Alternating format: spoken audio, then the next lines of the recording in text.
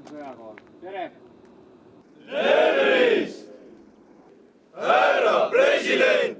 Õnnitlen teid iseseisvuspäeva puhul. Tänan! Siin, kui me harjutame oma üksusega, siis ma ei näegi raskust ettevalmistuste juures.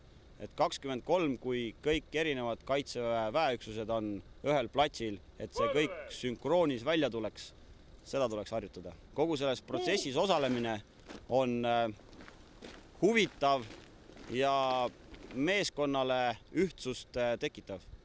Taktsammu! Marss! Bum, bum, bum, bum, bum. Otse!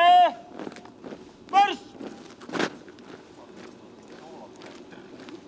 See aasta on paraadil osalen esimest korda. Mis ettevalmistamise juures kõige raskem on? Külm võib-olla ongi ja see pidev marssimine, et lõpuks väsitab ära.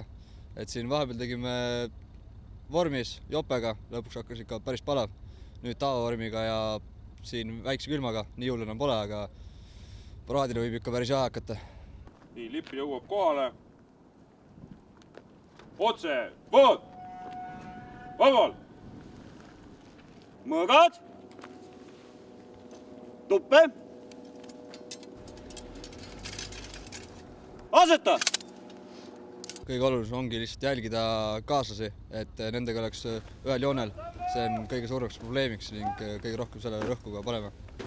Ja vaadake otse silma sisse inimestele, kes teil küüned seisavad.